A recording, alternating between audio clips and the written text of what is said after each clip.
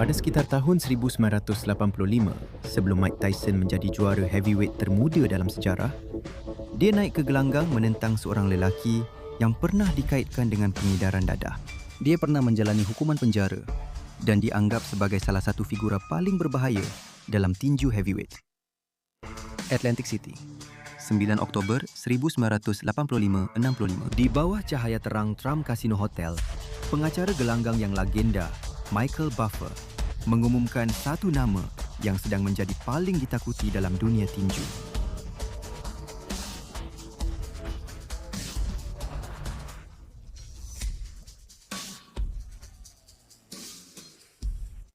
Selepas menjadi profesional pada awal tahun itu, dengan hanya berumur 19 tahun, Tyson masih belum menjadi juara dunia. Tetapi dia sudah menjadi harapan tinju yang paling banyak diperkatakan. Terima kasih kerana.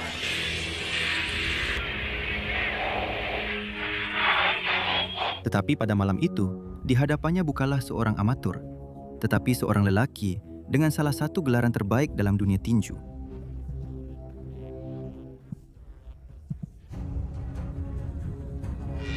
Peninju kelas berat berusia 28 tahun, berasal dari Ohio, memasuki pertarungan dengan rekod 15 kemenangan dan hanya 3 kekalahan. Tidak seperti kebanyakan lawan awal Tyson, Long sudah pernah bertarung di gelanggang menentang beberapa peninju kelas berat yang berpengalaman. Selepas menewaskan veteran John Dino Dennis, dia bertahan hingga akhir menentang James Broad yang tahan lasak dan bahkan pernah menentang bekas juara kelas berat UVA berganda, John Tate. Long kelihatan seperti ujian paling sukar yang pernah dihadapi Tyson setakat ini. Tetapi reputasinya tersebar jauh melebihi gelanggang. Dia mempunyai masa lalu yang bergelora, yang termasuk pernah dipenjara, tuduhan pengedaran dadah, dan bertahun-tahun melarikan diri daripada pihak berkuasa. Donnie Long dikenali sebagai seorang lelaki yang berbahaya, baik di dalam maupun di luar gelanggang. Dan tidak seperti ramai peninju lain yang menentang Tyson pada masa itu, dia percaya bahawa dia boleh mengalahkannya.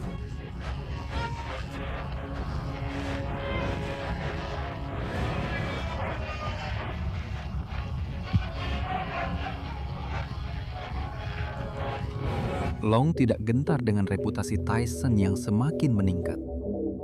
Malah, dia percaya bahawa dia sudah tahu strategi untuk mengalahkannya. Semasa promosi pertarungan itu, dia menyebut satu nama yang sudah biasa. Henry Tillman. Henry Tillman yang sama yang telah mengalahkan Tyson 2 kali dalam arena amatur sebelum memenangi pingat emas Olimpik di Los Angeles.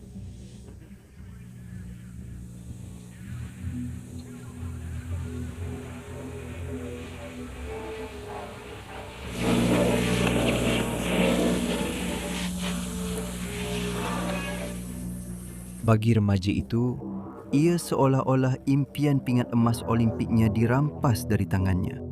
Jadi, menyebut nama Tillman sebelum pertarungan adalah satu kesilapan yang akhirnya akan dikesali oleh budak nakal dari Ohio.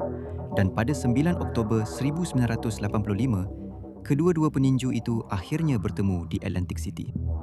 Walaupun pada mulanya dijadualkan untuk 8 pusingan, pertarungan itu dipendekkan kepada 6 pusingan kerana kekangan masa siaran televisyen. Tetapi masa itu pun sudah lebih daripada cukup untuk Tyson.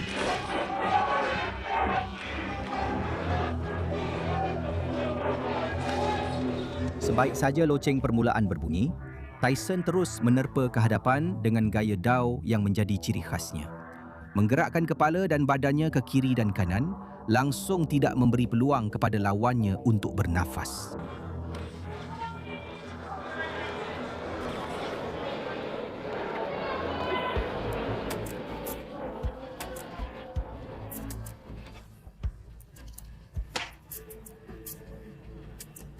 Long cuba berpegang pada rancangannya, berpusing-pusing, menjauhkan diri dari tali gelanggang dan memastikan Tyson berada di tengah gelanggang seperti yang dijanjikannya sebelum pertarungan.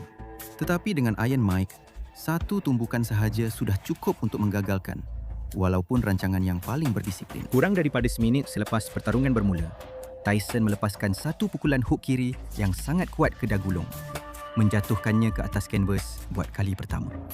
Long berusaha keras untuk bangun kerana badannya masih mahu terus bertarung. Tetapi sistem sarafnya sudah menyerah, menyebabkan dia dijatuhkan buat kali kedua.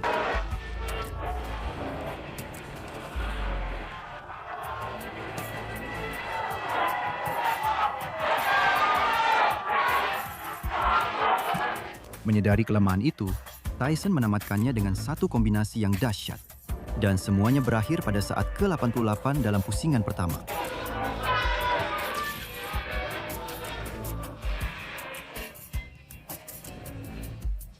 Lelaki yang dianggap sebagai ujian paling sukar yang pernah dihadapi Tyson sehingga ketika itu, hanya mampu bertahan selama 90 saat sahaja menentang remaja ajaib itu. Persembahan itu turut mengejutkan pengulas terkenal Al Bernstein yang menyifatkannya sebagai persembahan terburuk yang pernah dilihatnya daripada Donnie Long. Namun, beliau segera menambah bahawa segala pujian harus diberikan kepada Tyson kerana Tyson bukan sekadar menewaskan Donnie Long, malah menghantar mesej kepada seluruh division.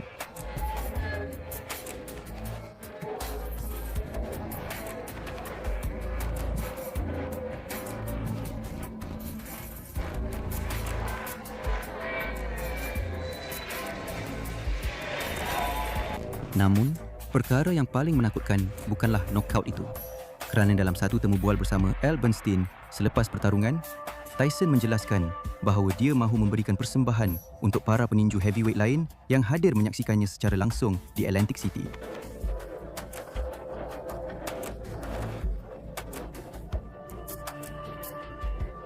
Pada 16 Jun 1995 tahun, selepas pertarungannya menentang Donnie Long, dan hanya beberapa bulan selepas kehilangan gelaran heavyweight kepada Buster Douglas, Tyson akhirnya mendapat peluang untuk membalas dendam terhadap lelaki yang namanya disebut oleh Donnie Long sebelum pertarungan mereka. Henry Tillman, juara Olimpik 1984 yang telah menewaskan Mike Tyson sebanyak 2 kali dalam arena amatur. Dan jika ada sebarang penghiburan untuk Long pada malam itu, ia adalah kerana dia tidak bertahan lebih lama.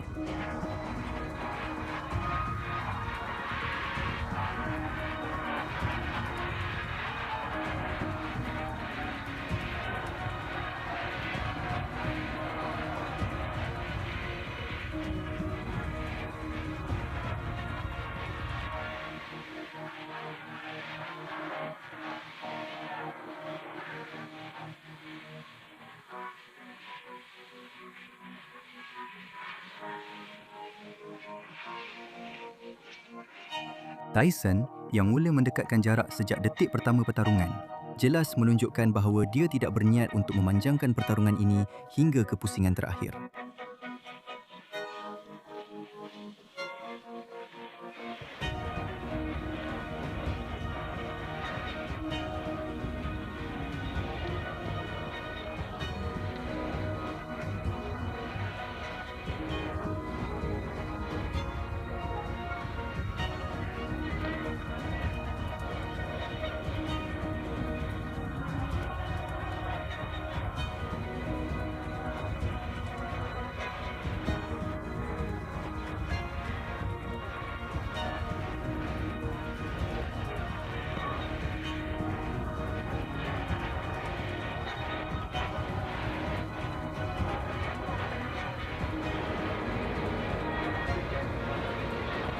Tillman.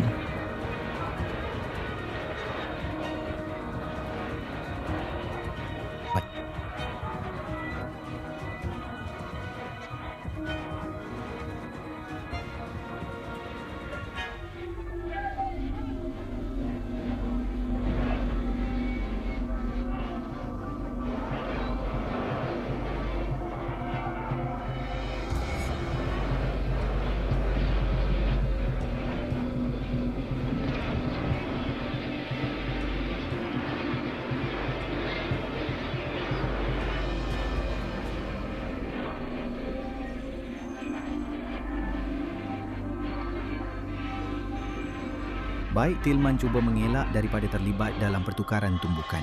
Tetapi dalam pertarungan seperti ini, satu kesilapan saja sudah cukup untuk tiada masa untuk melarikan diri.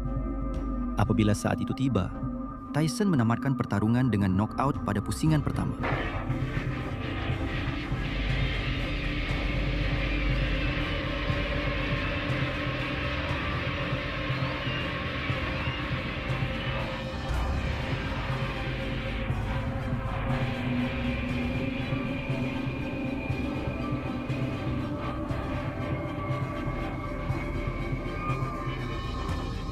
Kemenangan ini tidak menghapuskan kekalahan terhadap Douglas.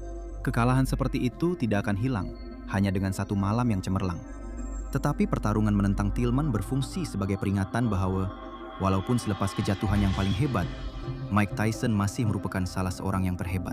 Pada usia hanya 19 tahun, Mike Tyson masih belum menjadi juara dunia. Tetapi malam-malam seperti ini jelas menunjukkan bahawa kategori kelas berat bakal berubah untuk selama-lamanya. Dan yang paling menakutkan, Tyson baru sahaja bermula.